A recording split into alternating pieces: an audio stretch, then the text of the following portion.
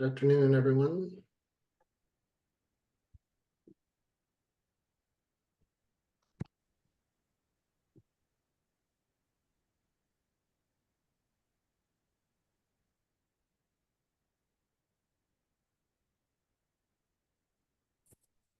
We'll get started here in just a couple minutes. Hi, Linda. Hi, John. Doing okay today? I am. How are you? Doing good.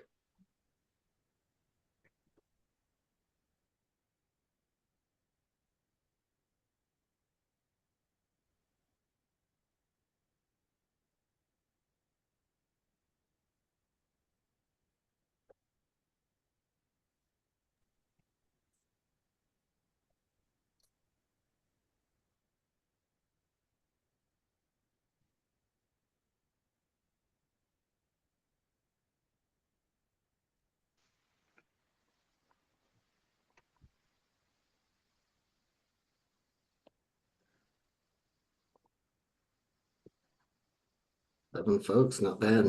12 folks.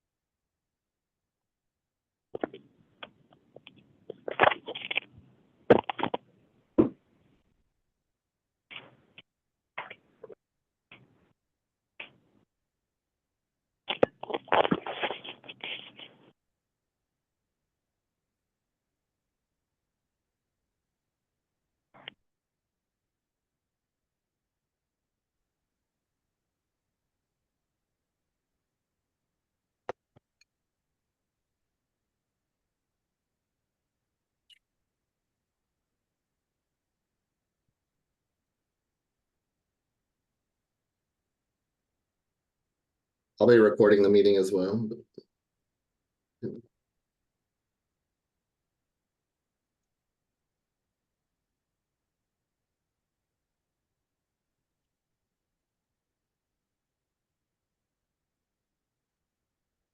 Linda, it's noon.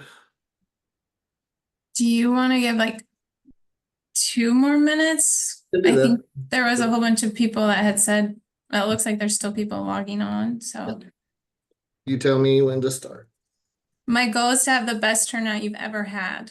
They were already there. 32 is Oh, amazing. look at that. Thank you, UM and its affiliates.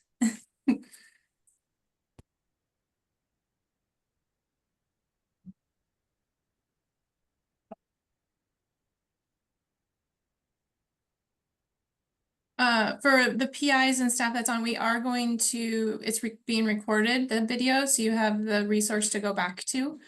I will post it on a website that will go live, that will have additional Cayuse information.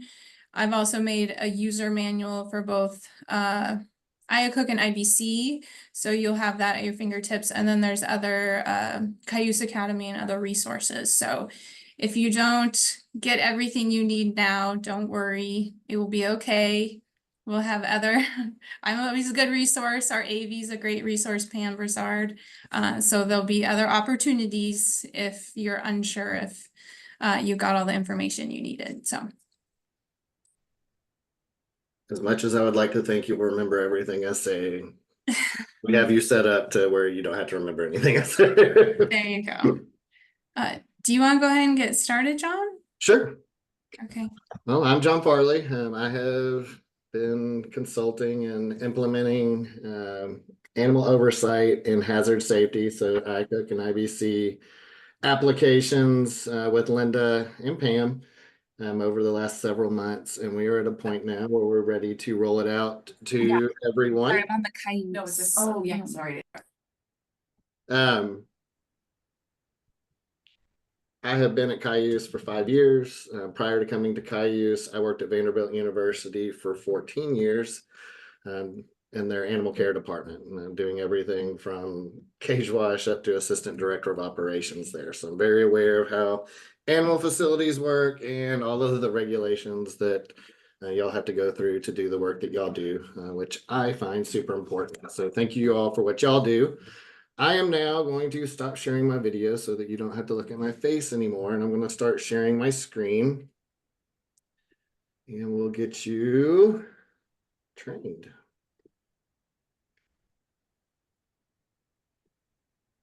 All right. So you should be able to see my screen. You should be able to see Cayuse platform homepage here. If you can't, let me know, but I think you should be able to here. I'm going to be doing all of my training in our UAT environment, our user acceptance training environment. So it might look a little bit different than what you'll see in your production site, but it shouldn't change that much. You all already have access to Cayuse through the human ethics application if you use it. So the majority of you probably recognize this screen, which is Cayuse platform homepage. This is where that you can create tasks for yourself, for your staff members, just by simply creating a new task and assigning it to that person. I'm not going to talk a whole lot about this, but I do want to talk about this question mark because if you can't remember anything I say today, you can always click on this question mark to get some help. So if you click on the question mark, you're going to see this is our resource center. And it's going to show you any new announcements coming from Cayuse. So we have a patch release coming to the platform, which is what you're looking at here on January 7th, so 2 days ago. If you wanted to read what's included in that patch, you could do that. So anytime we do anything new or we have seminars coming, you'll get that little red dot. Once you read it, it goes away.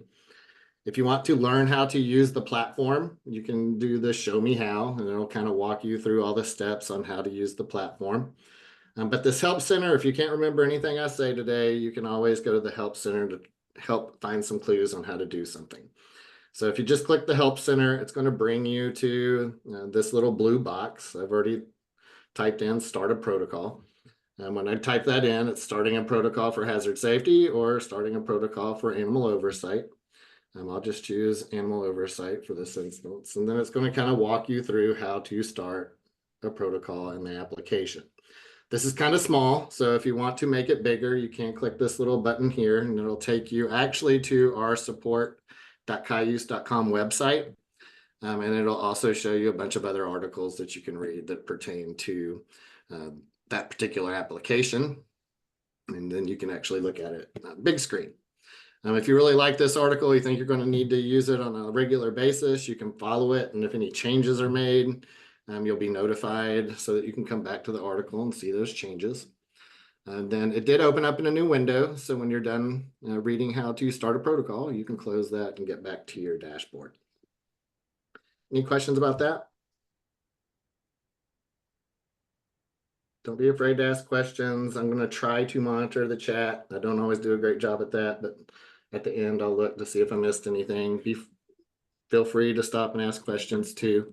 We have 2 hours planned for this training. It'll probably take me about an hour and a half max. So it depends how many questions we get. Can help monitor the chat as well. Thank you. Mm-hmm. All right, so when you're ready to actually go into the applications, you can see this products drop down. When you click on that products drop down, you're going to be able to see various things. So I'm in UAT. These are the things that I have access to. Yours may be different, but the important 2 products are this animal oversight. So if you need to start an iCook protocol, you would go to animal oversight. If you need to start an IBC protocol, you would go to hazard safety. I'm going to focus this training on animal oversight because the majority of people use animal oversight over hazard safety.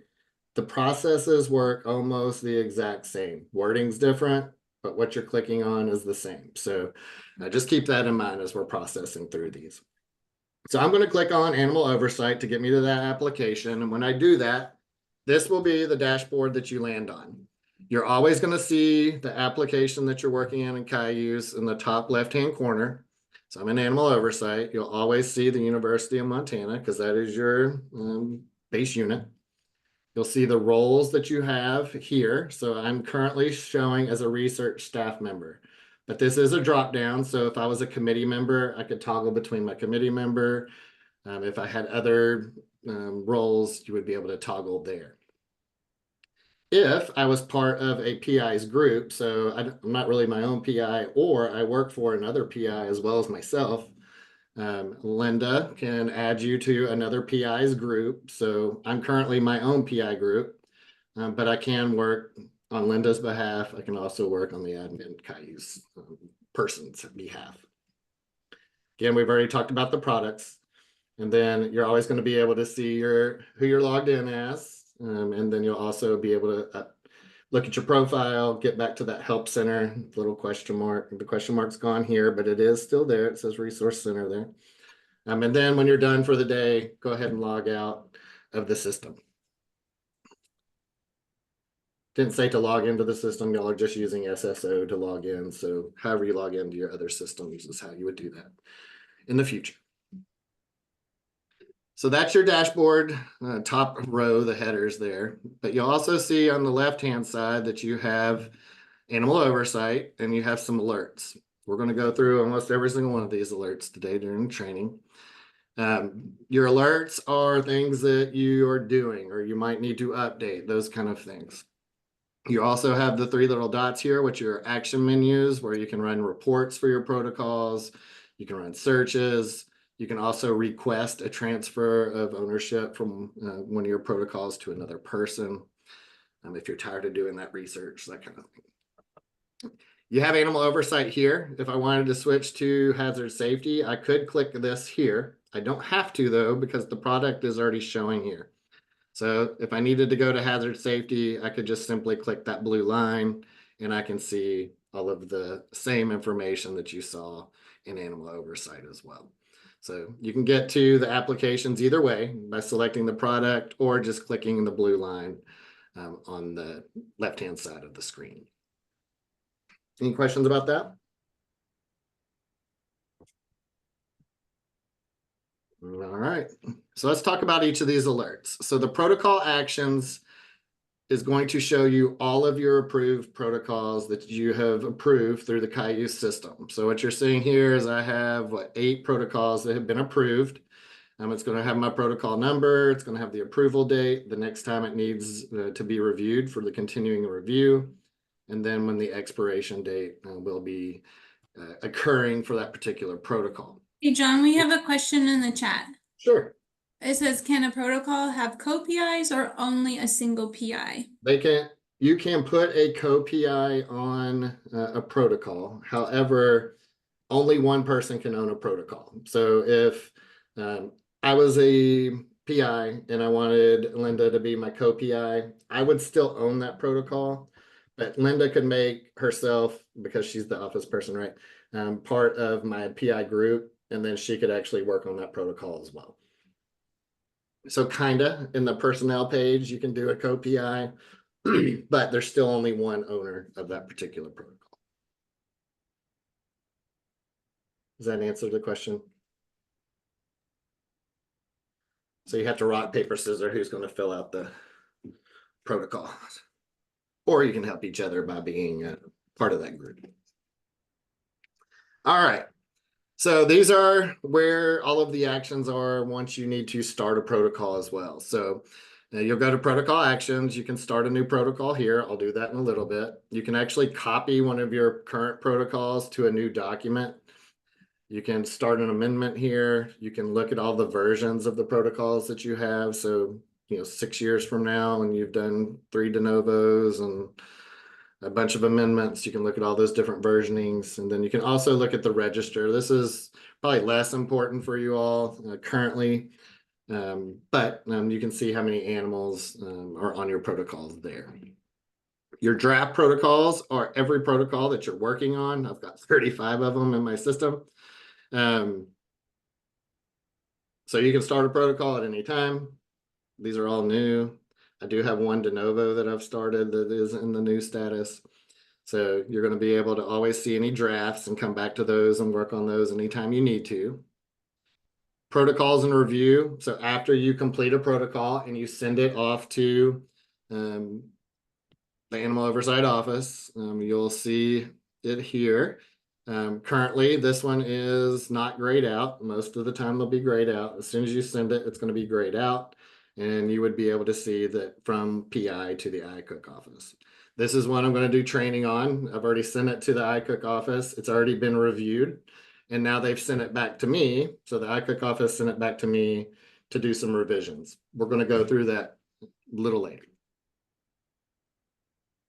You also have your continuing reviews. These are your yearly reviews. Yearly reviews start to populate after 60 days of them being due.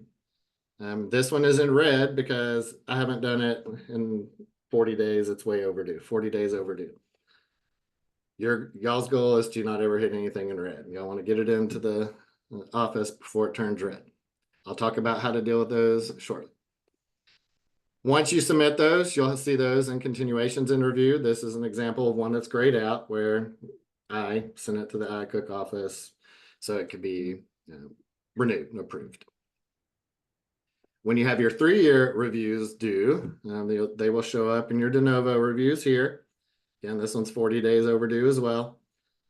These start populating at 90 days. You get an email at 90 days to say, hey, you have a de novo due. You get one at 60 days, you get one at 30 days.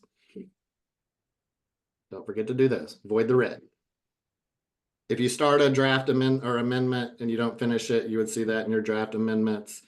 If you request an annual transfer or a transfer of protocol, that'll populate here as well. You'll see that here and show up in a second. Any questions about that? So those are all your alerts and what those mean. All right, so let's start a new protocol. So that's the whole reason we're here, right? Everybody's going to need to start a protocol at some point that's on this call. So to do that, all you have to do is click Protocol Actions and then click Start a New Protocol Application. When you do that, you'll see a couple instructions here. So if vertebrate tissue or biological samples are needed to be used in research, please follow the available link below and return it to the iCook office. So this is your tissue use in naturally shed biological sample form. If you click on that, it'll take you to that form and then you can fill it out. If you are needing to start the protocol though, all you have to do is click yes. You'll see the Start New Application appear and you click on that button. And then it takes you to the options page. The options page is what you choose to build out the rest of the protocol. So there's nothing else here right now. So is your project going to be funded? If it is, go ahead and mark it with a check mark. If it's a new grant or contract, you can do that as well. This protocol is just observational. All you have to do is click yes. Do not fill out species grid below for observational studies. So that's important. This is the species grid. If you're just doing observations, don't fill anything out down here. You do still need to finish this top part though. So will field studies be conducted? I'm going to say yes to everything just so we can see what populates. Is this a pilot study? Again, special instructions there if it's just a pilot study. Will you be collaborating with an outside institution or CRO? Will this project involve DEA controlled substances? Will animals be moved through public areas or taken outside of the vivarium? So whatever we say here is going to populate a page over here if we say yes. As far as the protocol species grid goes, except for observational studies, you do need to fill out this bottom portion. So you do need to know what species you're going to be working with. We have over 400 species in the application right now. If you click add, you can then go in and you can start looking for the species that you want to work with. I am going to be lazy and I'm just going to choose the mouse if I can find it.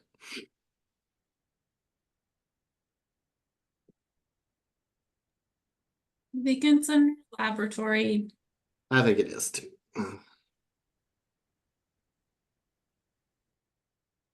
Brown bears, y'all got some fun things that y'all work with.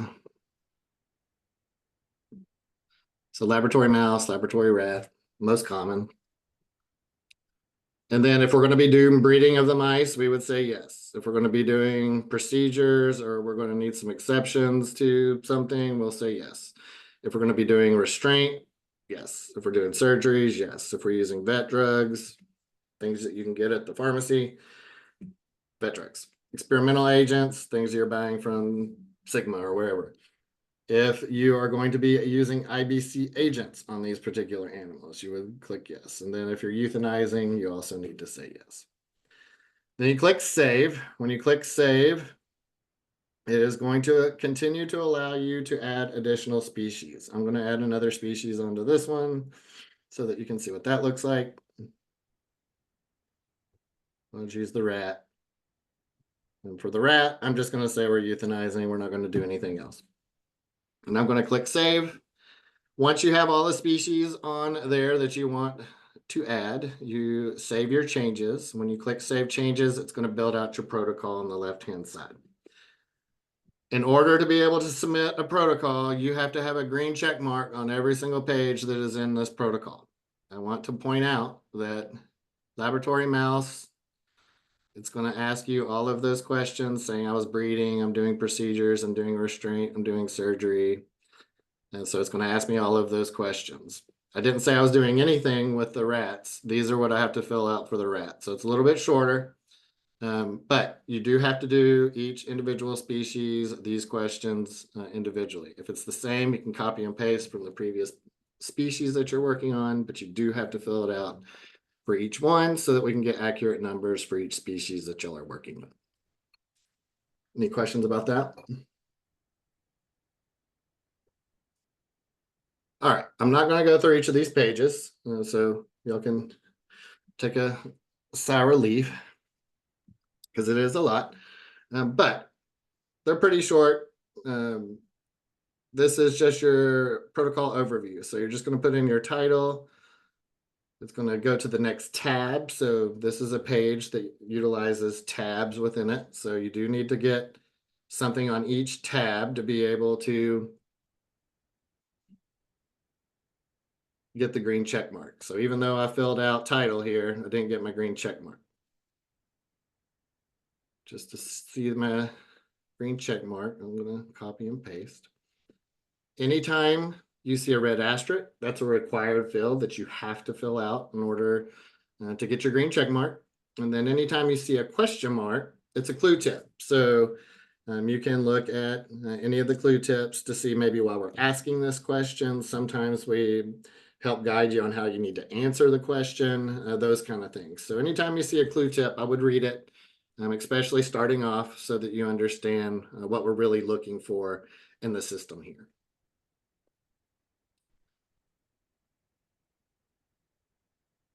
These questions, these first questions are really designed for a non-scientist. So keep that in mind so that somebody like me can understand the work that y'all are trying to do. And then once I've filled out each of those tabs, when you save that change, you're going to get your green check mark. So again, you have to get a green check mark on every single page before you're going to actually be able to proceed. Any questions about that?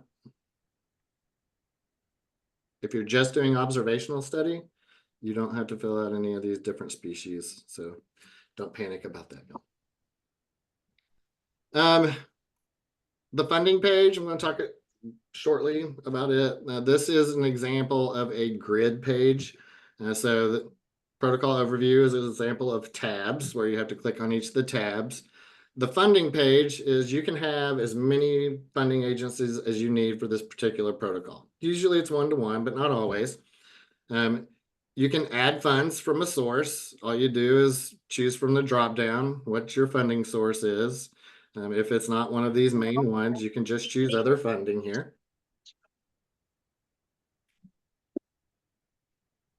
Funding source is going to be my wife today. And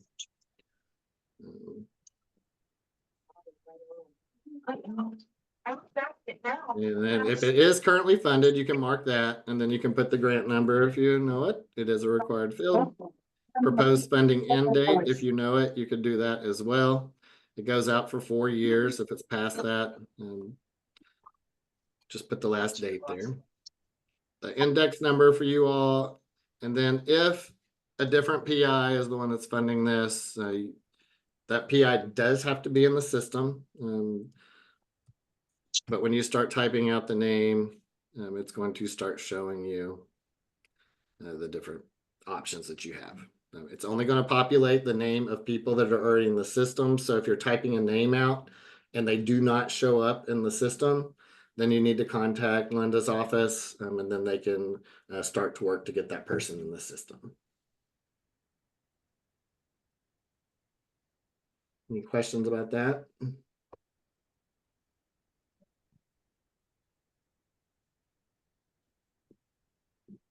Okay. So talked about a tab page. We talked about a grid page. When I click save here, it's going to say, hey, you have a required field. So I'm going to type in something there.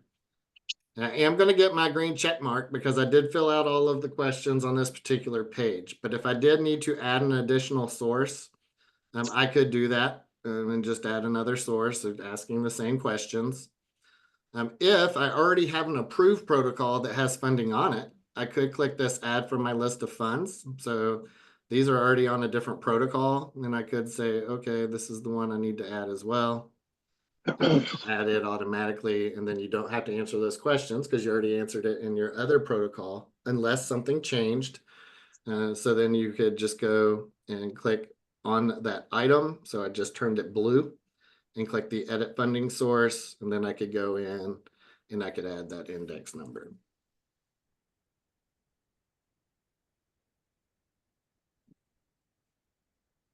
If I added something by mistake, I could highlight it and do the remove funding source to get it off the grid. If I'm done here, all I have to do is click next page, or I could click on the next page over here for congruency review. So if I click next page, have you completed and attached the iCook congruency form? Sure. When I click save here, the attach file option will populate, and then you can attach a file. It'll take you to your files, and then you can choose which one you want to add. I'll do that just so you can see. So choose a file. I'm going to go to my documents, choose attachment test, click open. And then it's going to have the name of the document that I just selected. And then I can actually name what this truly is versus could just be whatever the file name is.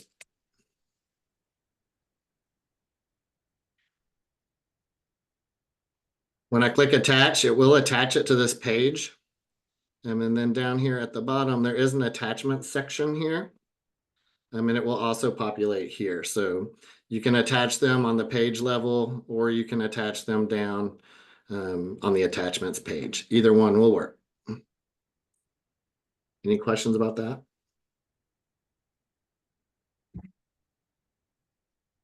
Okay. So we would just continue to work through the form. Kind of showed what each of the different types of pages are, but I do want to talk a little bit about some of these down here that are species specific. So these options here are not species specific. These are just part of the protocol.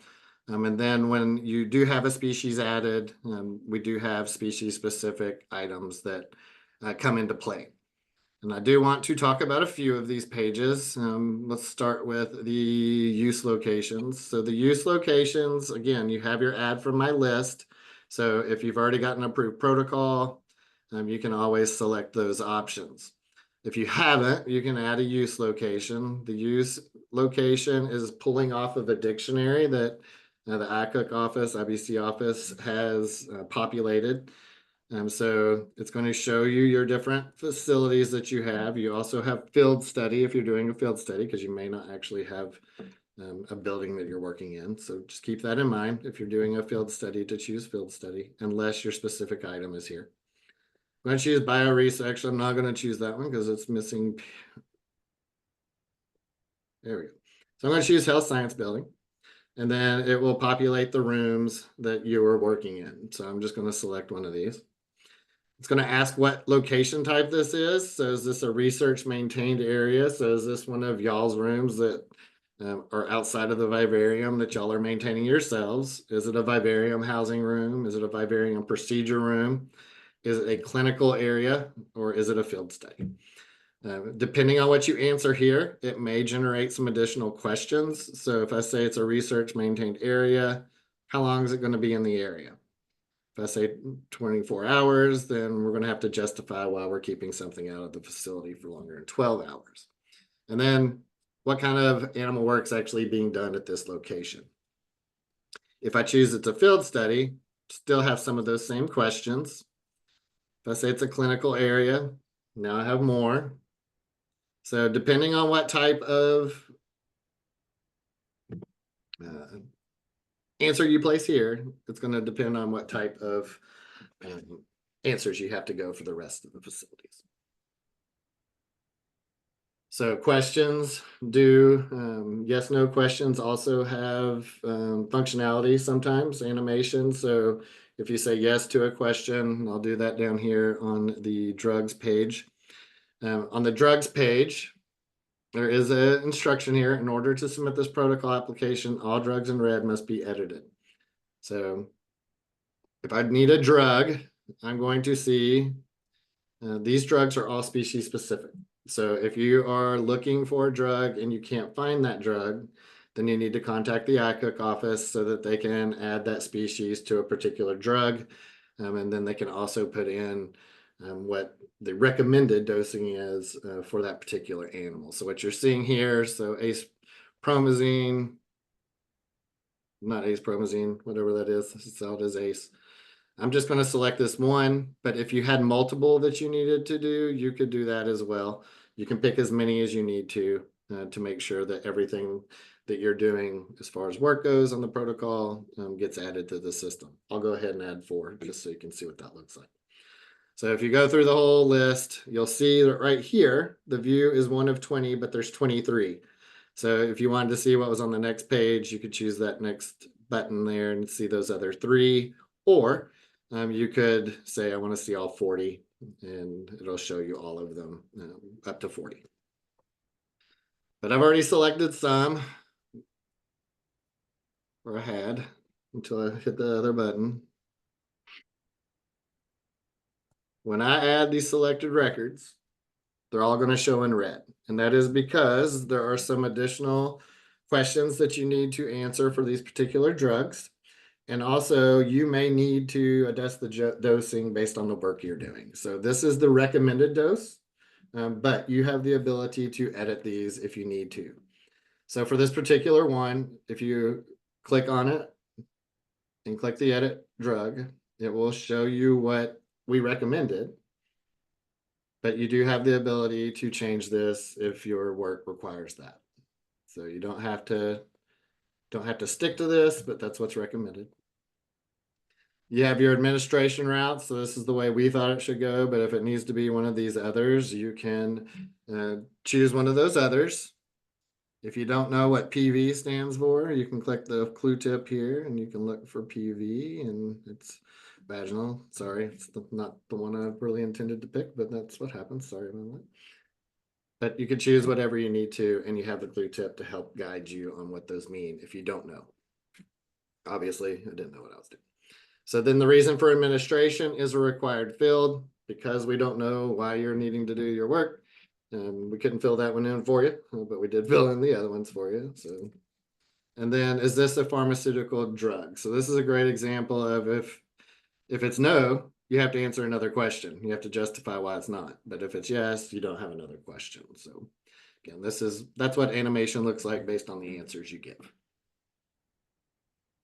Any questions about that? Most important part is you do need to edit it so you can get it to turn black so you can get your green check mark.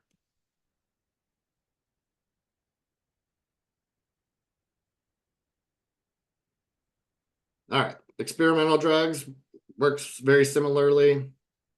Again, these are some experimental drugs based on some of your protocols that are already outstanding. If you do not see what you're looking for, again, contact the ICOOK office and they will be able to help get those input for you so they can be selected. Also, please note that please attach any SOPs or supporting documents for your experimental agents. So after you select that and save it, you're going to be able to attach files like you saw me do for the congruency review. I'll choose two of those just so you can. Again, they turn red as well, and then you have to answer those questions and attach any supporting documents. So that's kind of how grid pages work, especially ones that are pulling from dictionaries that have additional data in them. They will populate as red. When you edit them and answer additional questions, they will turn black. And then you'll be able to get your check mark so that you can turn it in.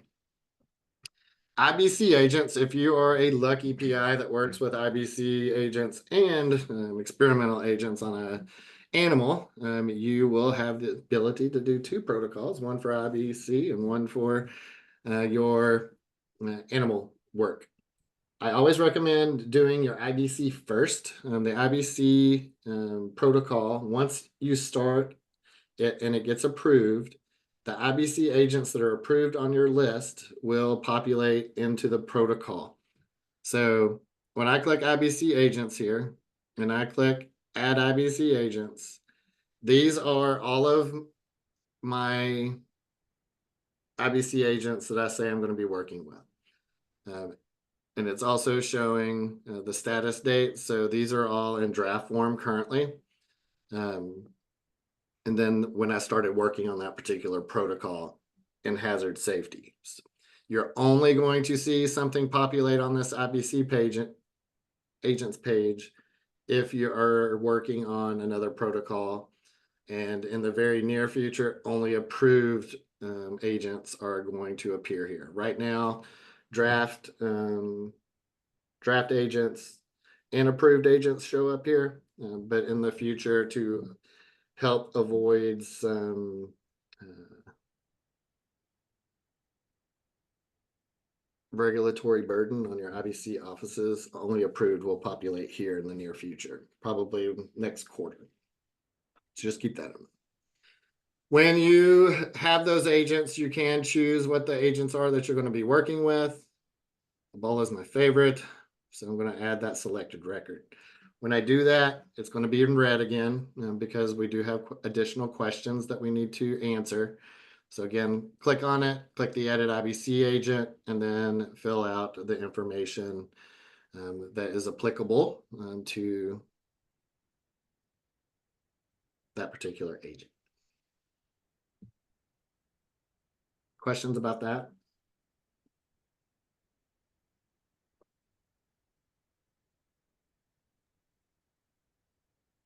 Hey, John, I had a couple of questions from people who are logging into Cayuse from Sure. our website, and they're not seeing animal oversight or hazardous safety.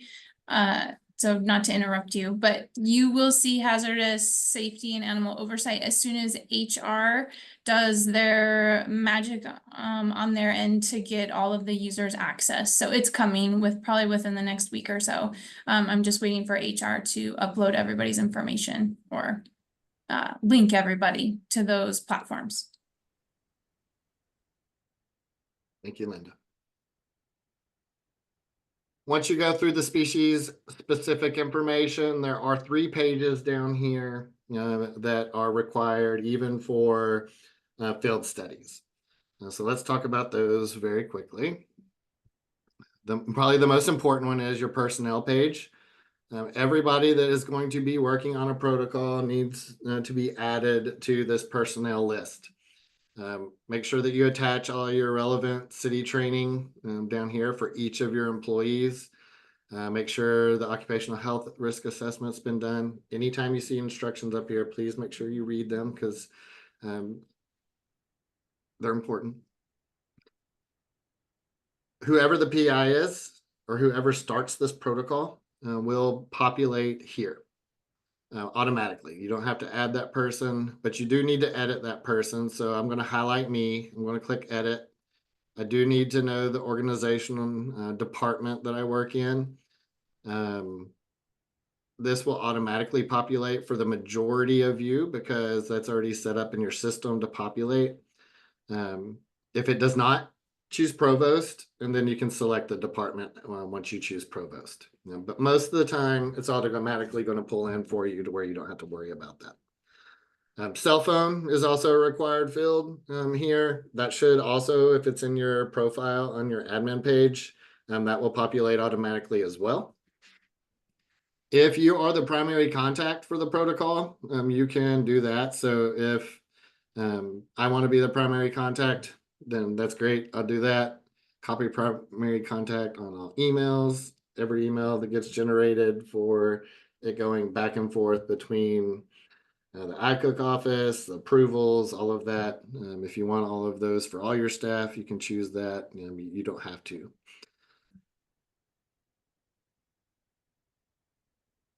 On the person activities, will this person be handling animal species? If you say yes, has the individual completed and turned in the occupational health? Yes or no, depending on how you answer. If you say yes here, we do want to know what that person will be doing. So based on what you said you were doing in your protocol, if this animal is handling species, what are they doing? Are they giving antigens? I saw that somebody said we misspelled that. I'll look in your production to see if it's misspelled too. So anything that they're working on, if they're not working on those particular items, then if they're working on everything, you can actually click that button and get everything. So, but if they're only doing certain things, you can select that as well. And then the last tab is the training tab. So you can put your degrees here, the relative experience for that particular person that you're adding. And then some training will populate in here based on what is in the system. Right now, we're focused on just attaching the city training. Eventually, this will pull in that city training, but don't count on that. Let's attach right now until we can get this working the way that everybody would like it to work. We're not quite there yet. Once you've edited everything, sorry, I should have filled something out for all these. I come down here, I got my green check mark, but you may need to add additional people. So if I need to add a co-PI, for example, I could go ahead and add personnel, and I could say Linda's going to be my co-PI on this. When you start typing in a last name, it's going to populate people that have that information in their system already. If somebody you're looking for is not in the system, contact the iCook office and they can get that person. So now Linda's been added to my personnel list. This is an example of it self-populating some information. She doesn't have her cell phone in there, so I'm going to add something. If she also wanted to be copied on the emails, I could do that as well. If I save changes, it's going to say, hey, you got a required fill here. So we do need to make sure that we all go through all of the tabs. We'll say she's handling animals. She has done that.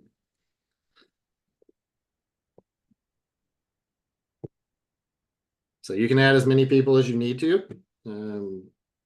Just make sure you're attaching your city training there for each of those people. Any questions about the personnel page?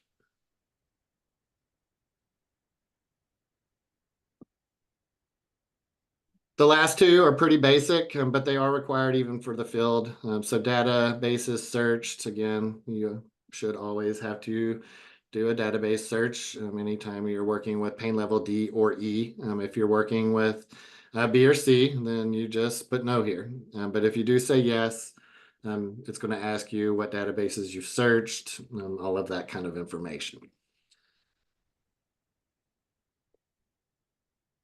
And then endpoints is the last one. If you're doing field research, all you have to do is put NA in the text box and then save your changes. If you are doing other research, though, you do need to put your humane endpoints and how animals are going to be euthanized there. Once you have a green check mark on everything, you do have the ability to then submit your protocol. To submit the protocol, all you have to do is click Submit Protocol, read the assurance, and then click the Submit Protocol. As soon as you click that button, If you don't have something with a check mark, it's going to give you an error and let you know, hey, you got to finish it first. But if you submit the protocol, it will automatically go to the iCook office. They will get an email to let them know that something has been put in their queue for review. And then you're going to be able to track that on your dashboard to see where it's at in that protocol review section.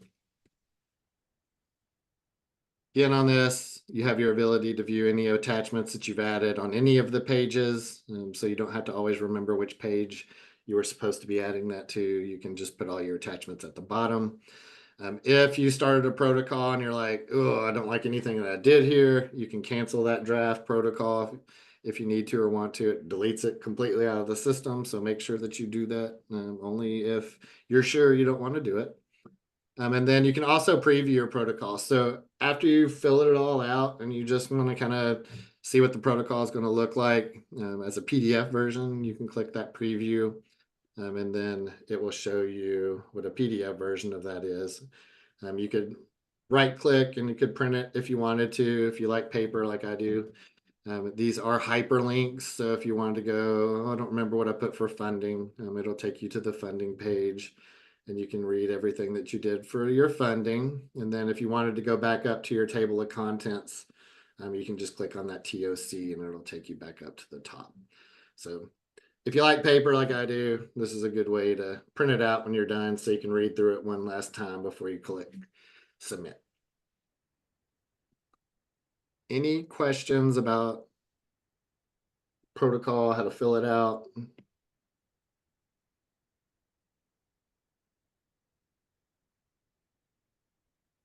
We'll say just if the title is really long and it doesn't fit within this box, you do have the ability to make this bigger.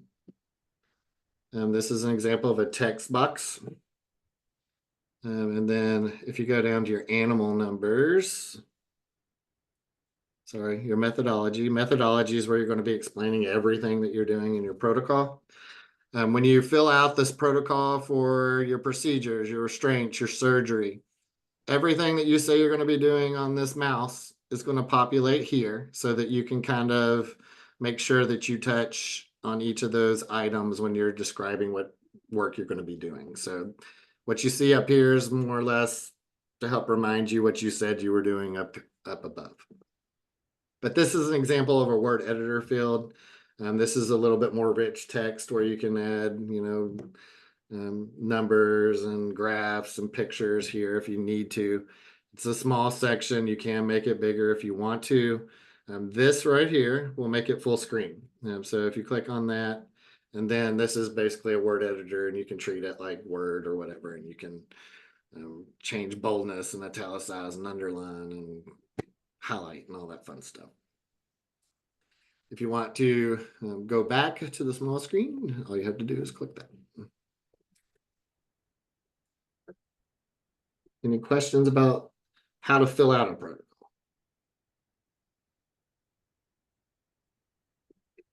Okay. So once you click the submit button, it will take you back to your dashboard.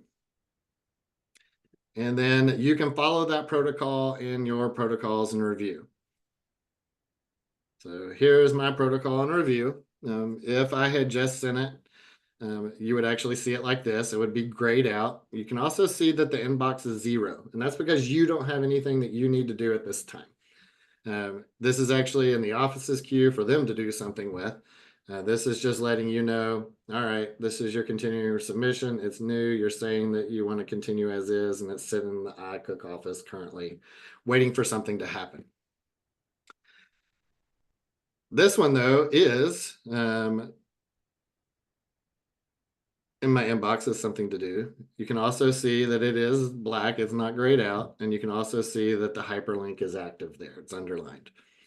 So you're going to send it to the iCook office. They're going to do their initial review. They may send it back to you for some comments before they send it to reviewers, or they may send it directly to the reviewers if they read it and they like it. The reviewers are going to review it, and hopefully they don't have to send it back to you for you to do anything.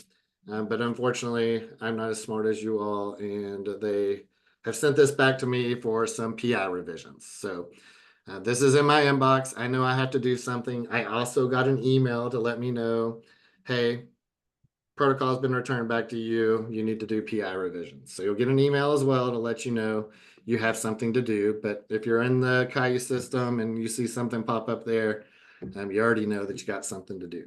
So what do you need to do if you have to do PI revisions? First thing you have to do is come into this section and click on the hyperlink.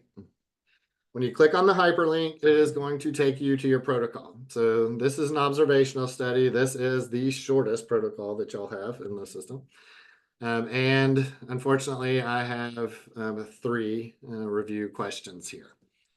So in my table of contents, I can see this little person. So this little person is indicating to me that reviewers have questions. If I can't remember what all the little symbols mean, there's a clue tip here. And I am the PI, so this little person means page marked with reviewer comments. So if you can't remember what the symbols mean, you can always look at the little cheat sheet here, whether you're a PI or a committee member. So now I can see I do have one review question here, and I also have a new pane over here. So this is the normal protocol that you see in the background here. But now the review process has happened, and I can see that a reviewer note has been made. And the reviewer note was experimental summary and the benefits harm tab appear to be the same. Please update the incorrect tab. So if I wanted to see what they're talking about, I could click the benefit harm. It says observer training, blah, blah, blah. If I look here, oh, it is the same. So I made a mistake. So I would go through and I would pick out which one is a mistake and I would fix it.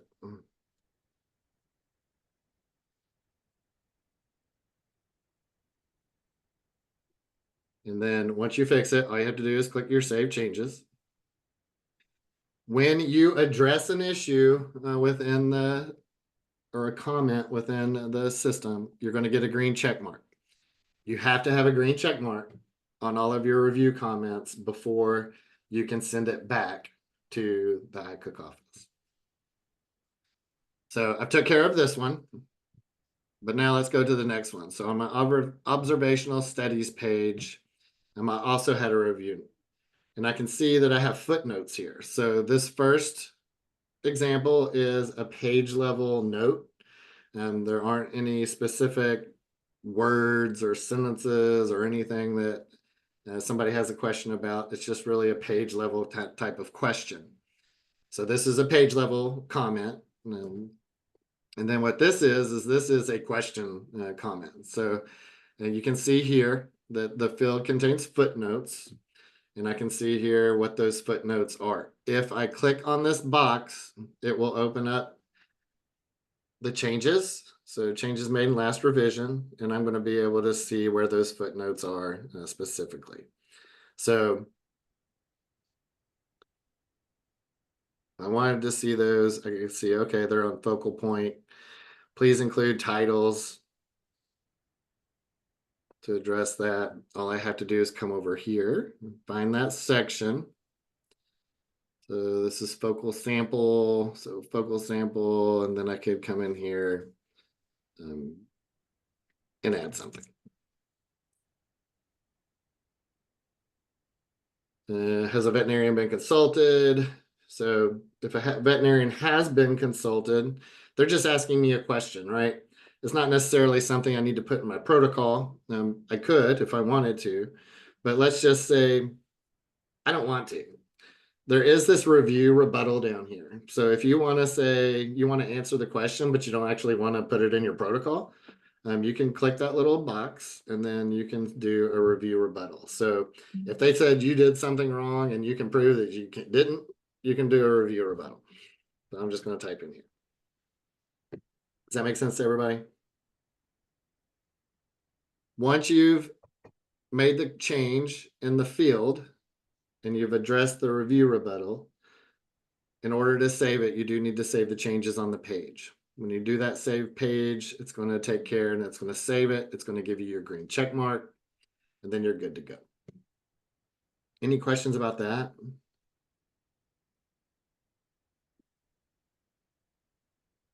All right. So review notes is where the information is from the actual review. The view changes is where you're making those changes. History, if you are going back and forth between the PI, so you submitted it to the iCook office, they sent it out, and then they did PI revisions, and then you sent it back, and they still had additional questions. It can go back and forth 5 times, 10 times. Hopefully only once, but if they made comments on any of the pages, you're always going to see those revision numbers. So the first time it comes back to you is revision number 1. The second time it comes back is revision 2. So if you wanted to see what those history was for each of those pages, you can look at each of those on that page. If there is nothing, you won't see anything here. But for a page that has been marked for revision at some point, you will see this. And then you can see what those notes were.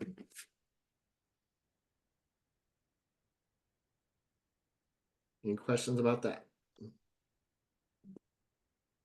All right. So the last page for me here, and kind of the last example of what you might see in a system is, so this was just a page level. This is a footnote type review question.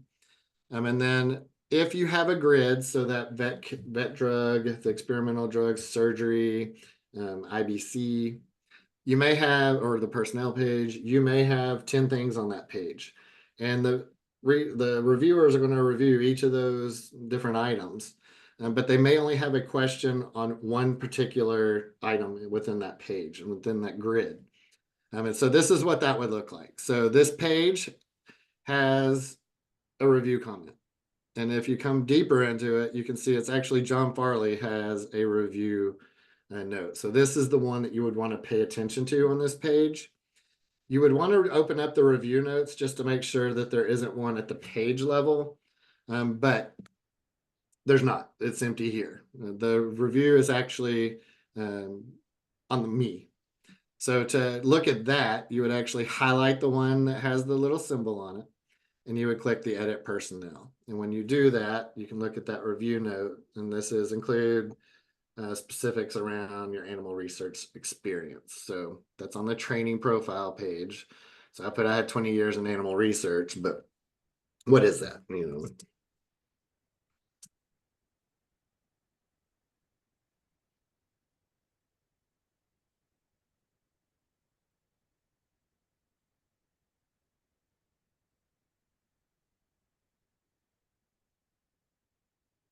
And then I can click that save changes. When I click save changes, again, I get my green check mark and I am good to go.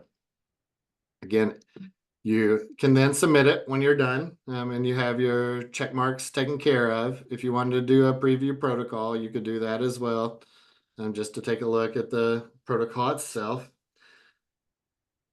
If you needed to or wanted to, again, you don't have to. But once you're done, you do want to submit it back to the iCook office. So again, it's going to make you look at this and then submit the protocol. When I click submit protocol, you'll now see protocols and review. I have a 0 instead of a 1 here. And that's grayed out because it is now coming from the PI to the iCook office. And this is showing that I have submitted my revision.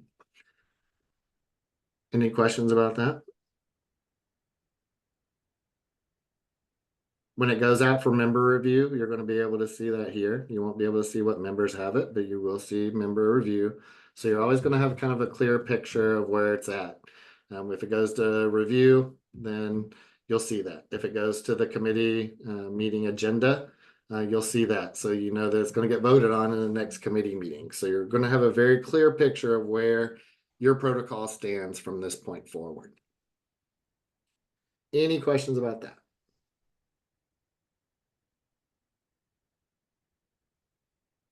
Awesome. Continuing reviews, again, kind of talked about this already, but continuing reviews is where you're going to do your yearly. Do we want to continue it or do we want to withdraw the application? If you have anything into continuing review, again, this is going to populate at 60 days out of it being due. This is one's way overdue. So if it turns red, it's because you fell below the due date. Otherwise, they're black like all of the other protocols in the system. All you have to do again is click on that hyperlink. It's going to open up the continuing review process. This first page is just going to let you know basic information about what was on the protocol. The progress report's the important part. And this is what are we going to do with the protocol? And we can continue as is and give a progress report. We'd fill something out here.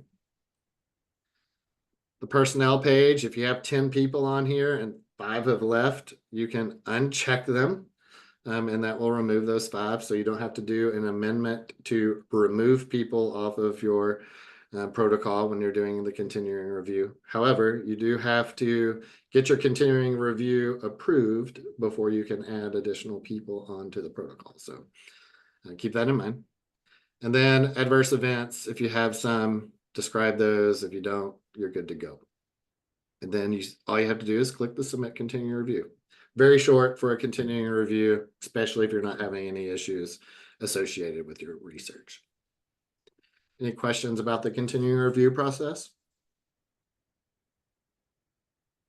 And again, once you submit that and there aren't any issues, you're going to be able to see that workflow the same as you can your other protocols. So continuations and review all populate here. The protocols and review are going to be all your amendments, your de novos, and your new applications. When something comes due 3 years from now, you will see it land in your continuing reviews, or really 2 years and 9 months, and 90 days out that will populate. So you'll have your countdown for due days at 90. Again, please don't hit red. I'm sure Linda would appreciate that, and your committee would appreciate that. De novo, all you have to do is start your de novo. Click on the dot, give your progress report, and then read your instructions. I'm not going to read them, but y'all will. Now, protocol will be renewed. If you're going to renew your protocol, then you would just select that option. If you are going to let it expire once the expiration date hits, you choose that option, and then it will ask you an additional question here of what are you going to do with your animals if you still have animals in the system. So just keep that in mind. And then once I'm going to continue so that you can see what happens there. Now, once you do save those changes,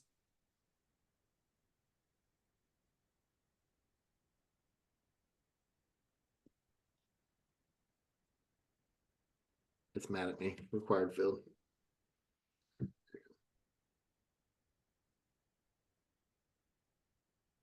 You save those changes, it gives you the option, and just every page just does this, gives you the option to make sure everything's right before you actually start your de novo review. To start your de novo review, click start de novo review, and what it does is it copies your exact same protocol that you had. You do have to get a green check mark on everything, but everything is already filled out based on what you said in the previous. So if nothing changed, just click in one of the boxes, click save, you're going to get your green check mark. You can look at this, make sure you edit it, make sure everything looks okay, save your changes, you get your green check mark. So if nothing really changed, you still do need to click a box to get that save change option. Once you get that save change option, you'll get your green check mark. But if you needed to add additional things here, you could do that as well. So you're not just stuck with what was on the old protocol. You can add new things if you need to or want to. In order to change a protocol, so this was, what it was originally, but if we wanted to add a species to this particular protocol, we could go up to the options page, and then we could add a species. Or if we started doing outside collaboration, we could change the answer there. And when I do that, it's going to add that outside collaboration. So you're not just stuck with what was on the old protocol. You can add additional stuff. But anything that was on the old protocol will automatically transfer over, so you don't have to type it all out again. It does keep the same number. So this was protocol number 26, but you can see here there's a 2 beside this now. This is the second version of that protocol. So this is the second time you've seen this. 3 years from now, it would be number 3. If you do an amendment, it might be number 4. So if you do lots of amendments, you may have a protocol 26, 24, whatever. Each time you make a change, it will give you a new version, but it does keep the original protocol number. Any questions about that? You can also see the progress report here. So whatever you filled out on that previous page, if you left something out by accident, you could still update that information as well. When you're done, all you have to do is click submit. If you aren't done, you can just click back on the home page here. So animal oversight, if anytime you want to get back to your dashboard, if you click on the application on the left-hand corner, it will take you back to your dashboard. So now that protocol is actually in draft protocols, so we could go and we could start number 26 again.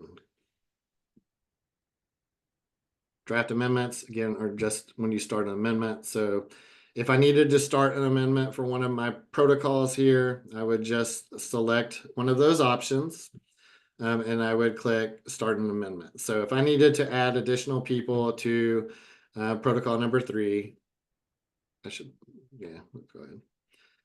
It's going to ask me for the reason for the change. So add personnel. And I'm going to amend my protocol. So it's going to bring me into the protocol, and then I can go to the personnel page, and I can add personnel.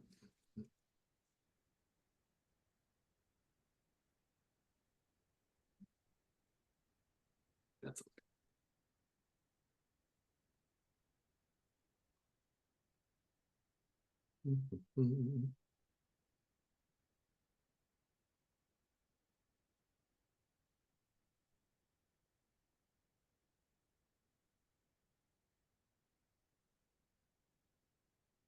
When I make a change on the particular page, it's going to show a pencil, and that's just letting you know that you made a change. This is the page that you amended. So page revised during the review process or amendment. So when you submit this to the animal care and use group, they will know which page you made a change. They can come here and they could just look at what your change is, which is this plus here. You added this individual to this particular protocol. Any questions about an amendment?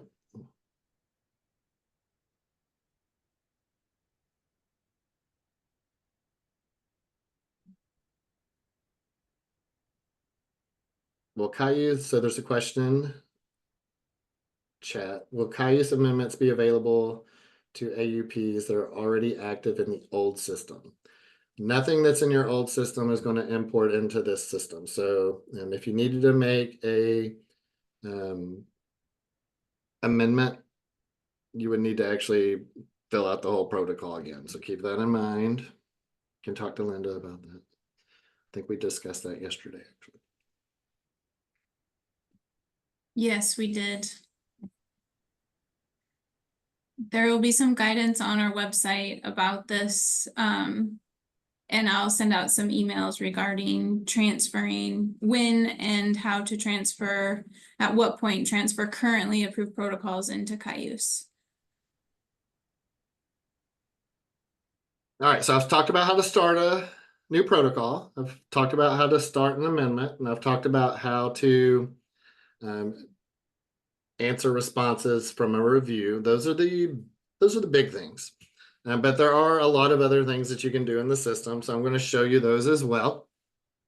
You can copy a protocol to a new document. So if you really like a particular protocol and you want to copy it to a new document so that you can tweak some things, or maybe you don't want to have to add 10 species to a protocol, but you really like this particular protocol and you want to add black bear, you could go ahead and you could select a particular protocol and click copy protocol to new document.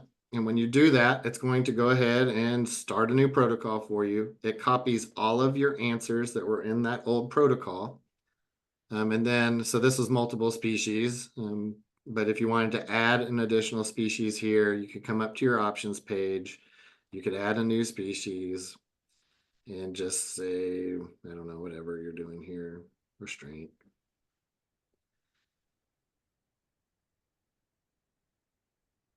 And when you save those changes, it's going to add that species in, and then you can start filling that out as well. So really the only thing that you would have to fill out new are on these pages because those are new. Everything else is going to have that old information in it from the previous version. Any questions about that?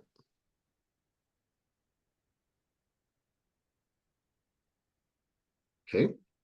On the protocol actions, you can also do protocol version preview. So if you can't remember something you said that you were doing on a protocol, or you want to print off your protocol for a new student, you could go ahead and select which protocol you're wanting to view. I'm going to actually choose 26 here, and I'm going to do protocol version preview.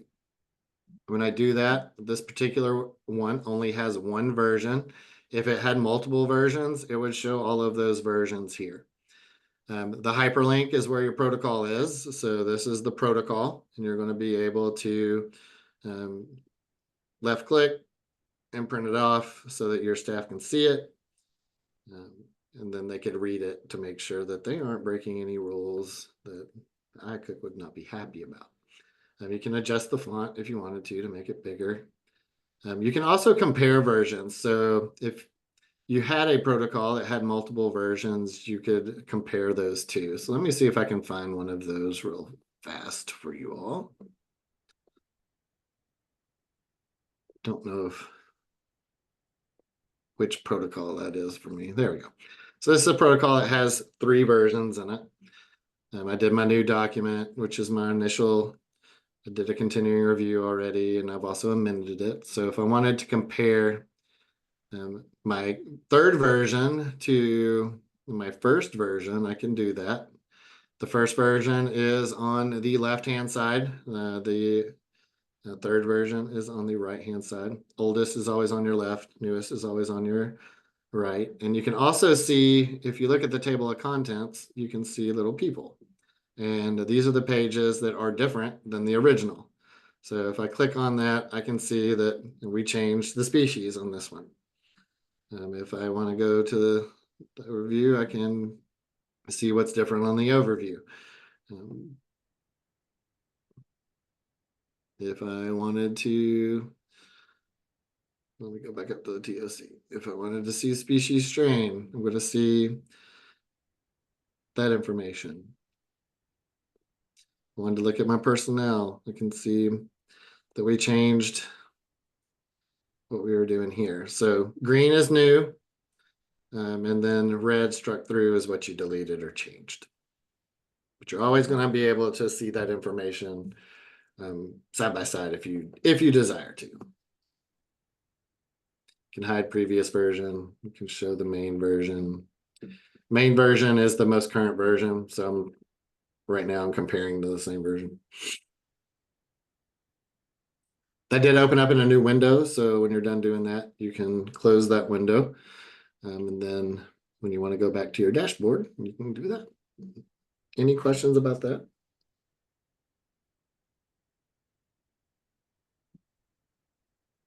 If you wanted to view the register, you can do that as well. You can highlight the protocol that you're wanting to look at. The register is the number of animals that you said you were going to be using. So this is just going to show the information regarding your protocol, the amount that you said you were wanting in your protocol. And then if you report numbers to the ICOOK office, I'm not sure how that happens, but they can adjust your registry to make sure that y'all are seeing a view of how many are still left on your protocol. If you had our vivarium operations applications, this happens automatically when you're placing orders or doing transfers within the system. Not a lot of functionality. We're just using the animal oversight, but it is available if you want it. Each of these alerts, as I clicked on them, they opened up across the top. So you do have the ability to get to those clicking on these as well, or clicking these. They're the same. If you don't like everything being open, you can close them all. Just stick to the one you like. Any questions about anything on the main dashboard here?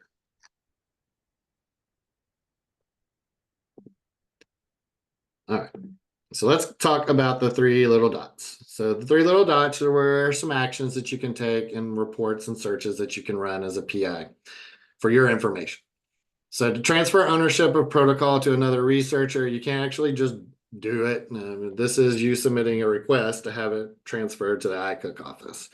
But you would put the person that you want to send it to. So I want to send this to Linda. And the reason for the change, I don't.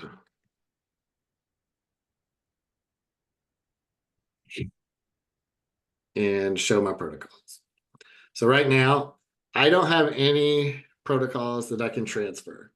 And that is because I either have amendments out for them, de novos, or continuing reviews. So they have to be approved protocols that don't have any actions going on in the background, okay? If I did, those protocols would populate here, and then I could select which one I want to transfer to Linda. When I click this finish transfer request, it sends a email to the iCook office. It puts it in their court. They can discuss it at a committee meeting and then come in and approve it at some future date. When they do approve it, you would get an email to let you know, and the new person would also get an email to let them know that they're the new owners of those protocols. Any questions about that? In the register, what did the abbreviation mean? Great question. I'll go back to that. Sorry. So authorized is what you requested in the protocol and got approved. If you do an amendment to add additional animals into your protocol, that would populate here. Order, so these animals were ordered, or you used these animals.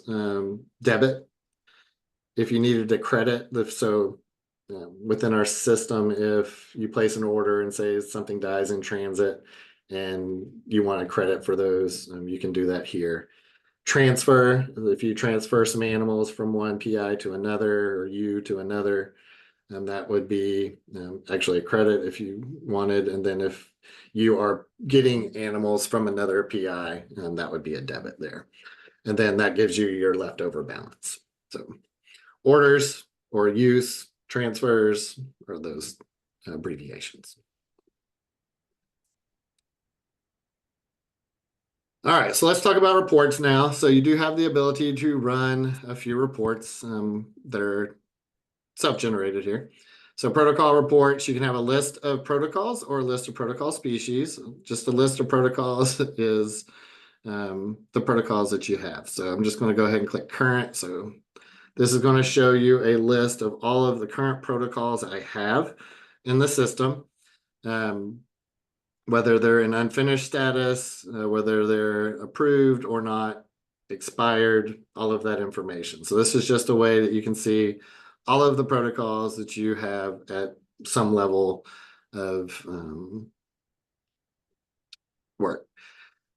You can use all of these filters one time. You can't use them multiple times though. So if you're like, I just want to see the ones that are approved, you can do that as well. And so you can use all of those filters. If you need to add additional filters, you can do that. But you do not have to when you run the report. So now I only have 6 that are approved.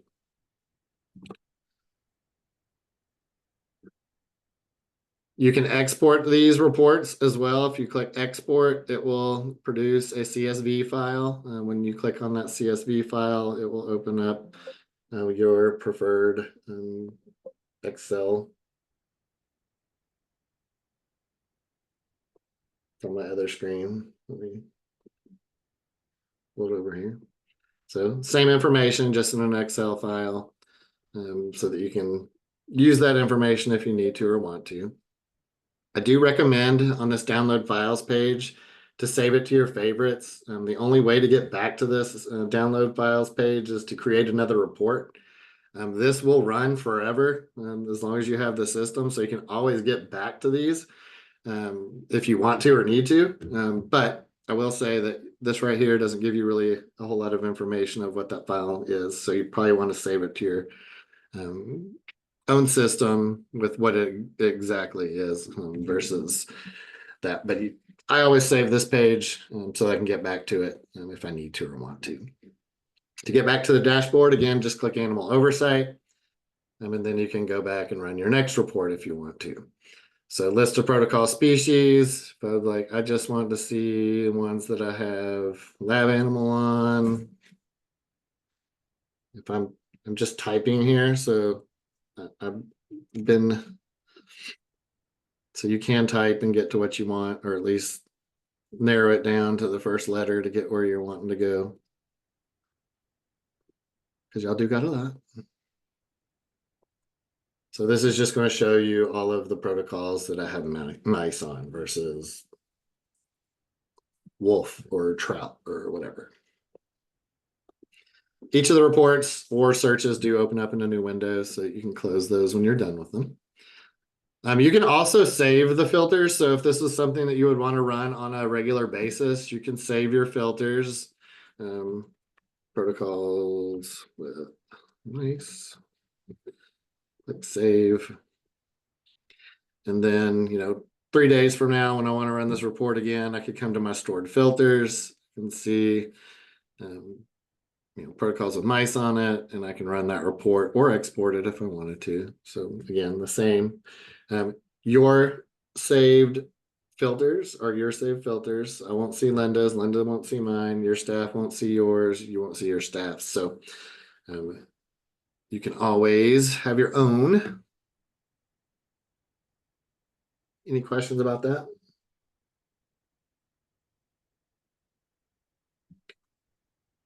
Linda's doing a great job at monitoring chat. Every now and then I see it. You can also run ALAC compliance reports. So if you were wanting to see certain items, so are there restraint on your protocols, what the euthanasia methods are, experimental agents, surgery details, use locations by species. So if I wanted to see the drugs on all my approved protocols, I can run that report and I can take a look. Sorry. I have 2 drugs on protocols. I have chloroprofen, and it's on my wildlife research groups. I can see when they're approved. Are they controlled substances? They're not. And so you can always kind of do these reports to see what types of drugs are on your systems as well, or experimental agents, or where you're using your animals, or what types of restraints you're using. So, iCook office can do this as well. So when ALAC shows up, they're like, hey, we want to see everybody's restraint types. They can run this report and see that kind of stuff. Yours are specific to you, where the iCook office can see everybody's. Any questions about the ALAC compliance reports?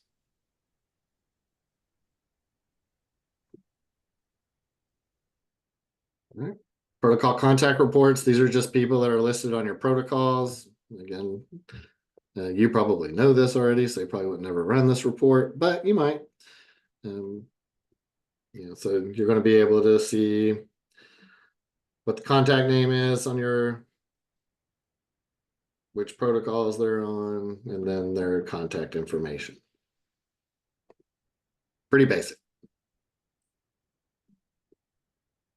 Those are your reports that you can run. You can actually run a lot more reports down here eventually. We are in the process of putting every field in a report, and then you can create your own reports and exactly what you want to see on those. So be on the lookout for those. Right now you don't have access to them, but eventually those will start showing up here, and you're going to be able to run just about any type of report that you want.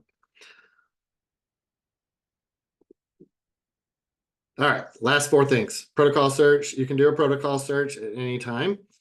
Again, if you just wanted to see those protocols, again, you're going to just be able to see all of what you have in the system. You'll see all of the versioning. So again, that's my number 9, version 3. You can do that protocol version preview that you saw me do on the previous page here. And this gives you just a little bit more information, but not much, that you can already see on your dashboard. It's available though, and you can do the protocol version previews there. I won't talk about a whole lot about that. Funding search, if you're looking for a specific type of funding that you did, I'm just going to do funded as yes so we can see something. You're going to be able to see that as well. And then you can make sure that that is still up to date rather than going directly into the protocol if you needed to or wanted to. Continuing review search, anytime you've had a continuing review, you're going to be able to do that. I'll do prove to see if I get anything. So I've done 2 continuing reviews and we continued as is. If I click on the hyperlink, that'll actually take me to the PDF version of that protocol.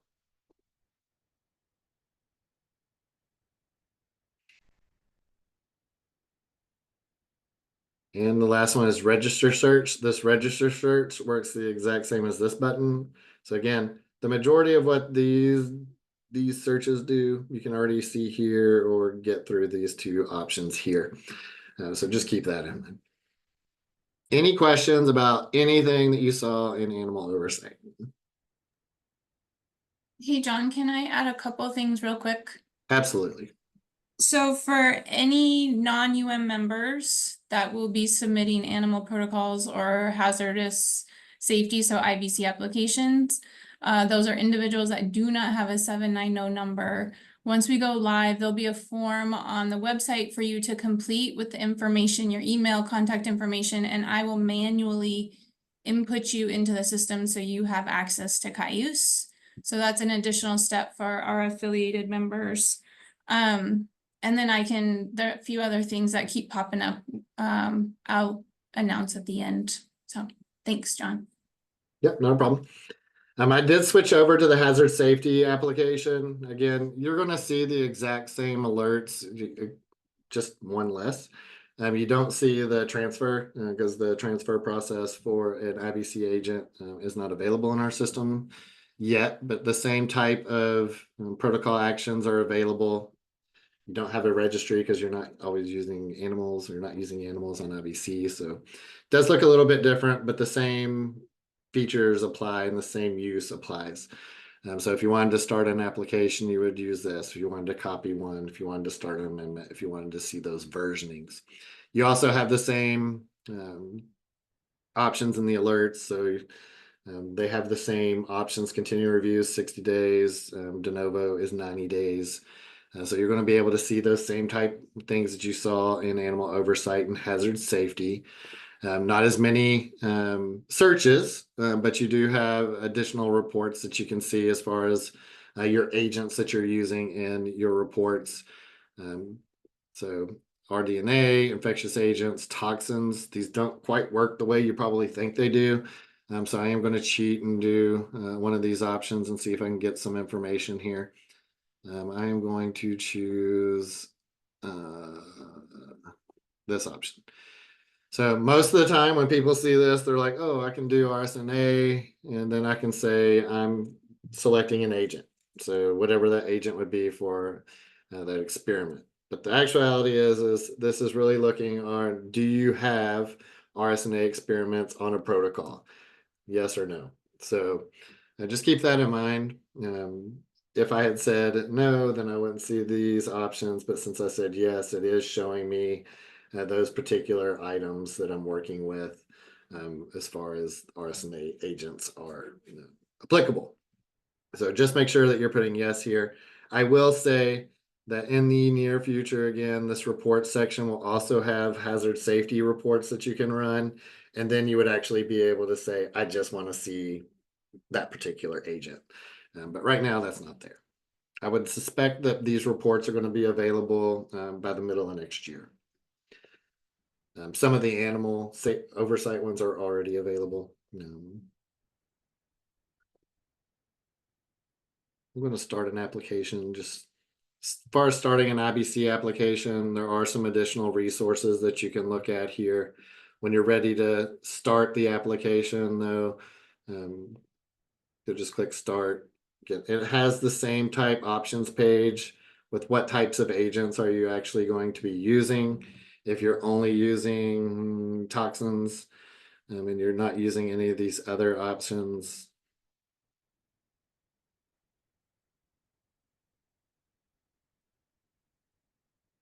That's as long as your protocol is going to be. So it's going to ask you what those toxins are. You're going to be able to use it the same grid type options that you saw in the iCook facilities as those use locations. So you're going to be able to add all of those use locations. So just keep that in mind. They work the same. The pages work the same. How you answer a question may require you to answer an additional question. But I did want to just kind of show you what that application looked like once you start working in it.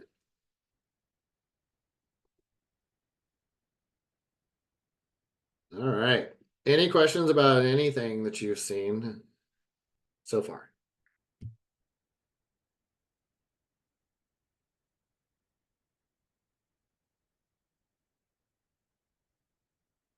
I was showing you how to access the Cayuse support page on the homepage dashboard. It is always down here.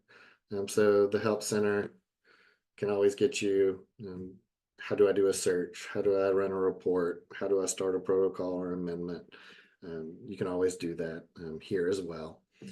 And another great resource that is better than the training that I do because it's a whole lot shorter is Cayuse Academy. I'm pretty certain that Linda's including that on her webpage that she's designed for you all. Cayuse Academy has 2 current classes right now that you can take, one for animal oversight and one for hazard safety. That you can, if you get new lab members, you can have them go to the Cayuse Academy. They're going to watch short 5 to 6 minute videos on how to start a protocol, how to review a protocol, those kind of things as well. So you don't have to remember everything. We do have resources out there for you to train your staff with if you need them. Highly recommend you go into Cayuse Academy though, because I believe there's actually a human ethics class in there as well. In the future, there will be some certifications that come out for Cayuse Academy as well. Right now, I think they're just classes, but eventually those will include certification on how to use the system. So you do have to create an account for Cayuse Academy. You do not have to create an account to access our support center. If you're going through our application, if you just go, if you're at home and you're like, I want to go to support.cayuse.com, you do have to have a login. But if you're logging in through the system and getting there through an application, you do not. So just keep that in mind. And that's all I got for today. I'm happy to field questions. Otherwise, I will download this video as soon as I get it, and I will forward that to Linda so that she can share that with you all in the future. Wanted to give everybody an update. As of right now, our go live for submitting animal protocols and IBC or hazardous safety recombinant DNA protocols is February 1st. So think of that as you're planning ahead for current applications.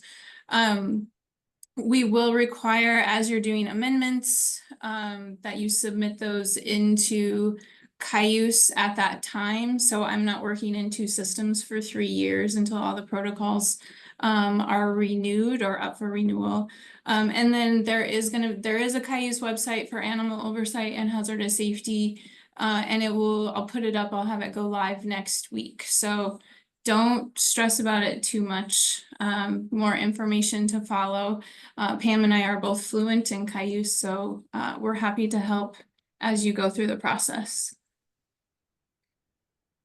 Don't let them fool you if they say they don't know. They do. They're fantastic. They've been fantastic to work with. It's been a real pleasure to work with. Just to double check, if I have a protocol, like IBC protocol due now, I just do it the old fashioned way because the Cayuse is, or do I wait for February? I can check on your expiration date and you can either be a guinea pig and be one of the first ones and go ahead and go into the system and we can review it in March at our next IBC meeting. IBC, because current applications do not have annual renewals like our AUP protocols. As those expire, they'll go into Cayuse and then I will reach out directly to you and say, can you please transfer your IBC application in? I'm not too worried about it right now, but if you would like, and if you want to hold out, if timing works out for you, you can go ahead and submit it into Cayuse. So we can look at the dates if you'd like. Thanks. Mm-hmm. How will submitting amendments work if that protocol isn't in the list? So going forward, if you have to submit an amendment after February 1st, you will transfer that entire protocol into Cayuse and do your amendment at that time. Got it. I know it's gonna be a lot on the front end, but it's either that or we kind of limp down the road for 3 years, so. Yeah. I get it. So to Yes. clarify, if I need to add one single person to a protocol, I need to put the whole protocol into Cayuse first, yes? Ideally, yes, you would. But you only have to do it one time. Yeah. And a lot of it's gonna be copy and paste. There's some Mhm. additional, the meat and potatoes of the protocols are the same.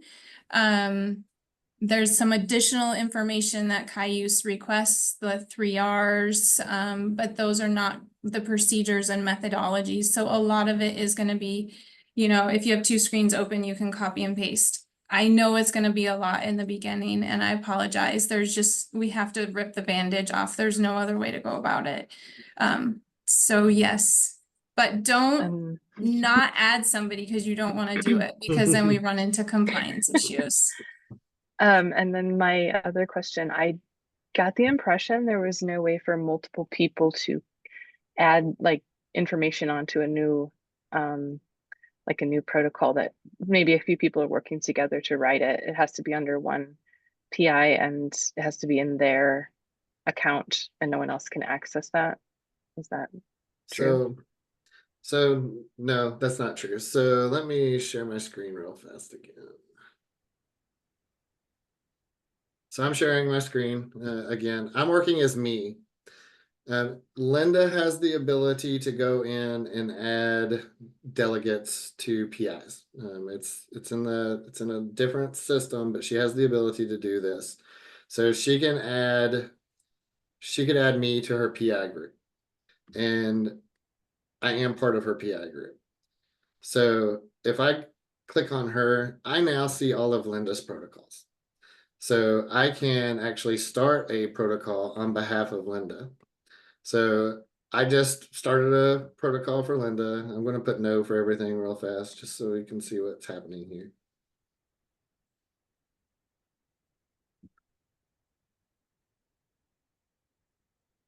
If you want somebody added to your PI group, notify Linda so that she can do that for you. But now I've started this protocol for Linda. And if I go to the personnel page, it's added Linda here as the first person because she's the PI, because she has to be the PI because that's who I started for. But it also added me because I'm actually the person that's filling out this protocol. I can complete this whole entire protocol and I can click the submit button. It does not submit to the iCook office though. It actually submits to Linda for her to review everything that I actually wrote. She has to be the one to submit it to the iCook office. Does that make sense to everybody? Beautiful, perfect. So people can work on behalf of other PIs. They just need to be added to that PI group, and only the iCook office can do that. Or IBC office, which is Linda, I guess. Same person. Yeah. So that's how you can have co-PIs, but somebody has to be the owner of the protocol. And if you actually look at, if I click the edit button and do business role, I think there's actually a co-PI in this, or there used to be. Oh, they might have taken it out now. Oh, they took it out. You would just choose a principal investigator. You can have multiple principal investigators on a protocol. And if you wanted them to get the emails, you would also copy them.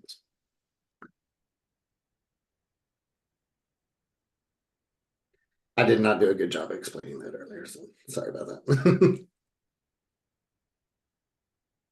Great questions and great turnout. Y'all are fantastic and have asked really good questions and are so nice. Loving it. I want to come work with y'all. So I could make myself the primary contact even if I'm not the PI, because You I can. write the AUPs, but it's for Yep. my boss. Okay, Yep, you can do that. Mhm. right. But he would just have to send the submit when it's ready to go.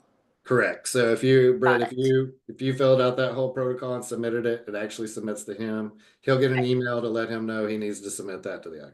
Perfect. Got it. Lots of emails go out of the system. Just about every time you move And from one thing to UMHR another. is, we're depending on UMHR to get all the personnel entered and all the PIs by February 1st. They don't have to enter in anything. They have to write a script just to give you access to 3 things like they did for human ethics. Yes, they are aware of my deadline. They are aware of what they need to do, and it looks like they have written the script. Usually they update every night. So as soon as I'll follow up with them again tomorrow. If for some reason they don't, and the February 1st deadline, they don't have it, it's okay. That deadline is my deadline. So we can, it will be okay. So We'll be the- fine. So But yes. the PIs and anybody who would be designated by a PI to be able to start a new protocol has to be in that script, or do all personnel have to be in that script? So as it works right now, and maybe I'm overstepping for John to explain it.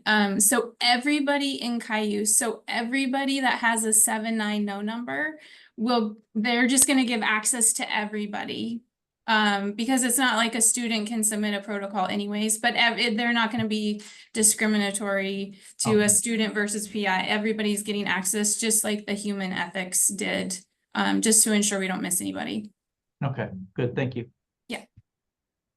And then if you want somebody to be a delegate for you, you do need to let Linda know because she has to do that separately. So make sure you do that.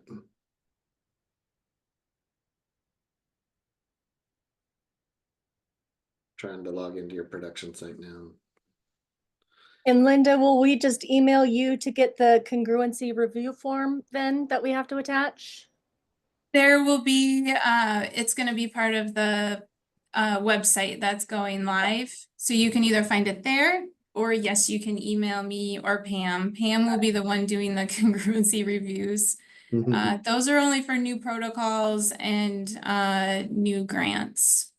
So So if it's we not were a to big deal. transfer an existing protocol into the system, do we need that form? Pam will make that decision when we look at it, but I know Stephanie, your protocol has undergone, or the newest protocol you guys submitted has undergone a congruency review. Oh, okay. So yeah, those determinations will be made kind of as we go forward.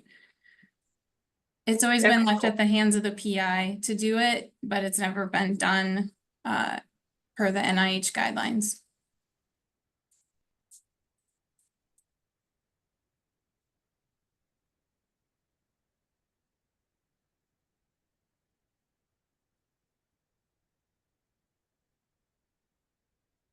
Any other questions? There's one in the chat. I don't know what it was. Oh. I don't think so, John. Awesome. Well, thank you all for your time today. If y'all do have any questions, feel free to email Linda. She either knows the answer or she'll ask me what the answer is. Or you can search for it yourself on the support site. But thank y'all for your time today. I know 2 hours is hard to get for everybody, and y'all did. I mean, there were 30-something people on this call. That's amazing. So I really appreciate it, and thank y'all for your time. Thank you, John. Thank you. Thanks, Linda. Thank you. Thank you, guys. Bye, everyone.